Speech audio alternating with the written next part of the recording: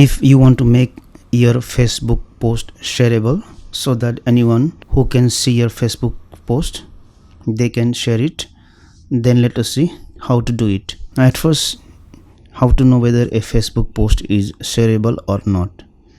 If you see this share icon, that means this post is shareable. So if you want to create this kind of shareable post, you go at the top, tap here what's on your mind, then you have to tap on this friends option here, and you have three options here: public, friends, friends accept. Also, if you go to see all, you have more options.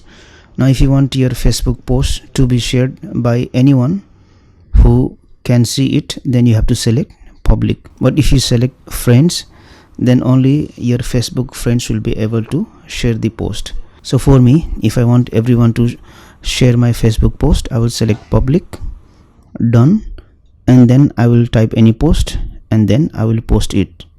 So this is how you can make your Facebook post shareable. Thank you for watching this video. Please like and share this video if you found it helpful. Also click on the subscribe button and hit on the bell icon to get the notification of our latest videos for free.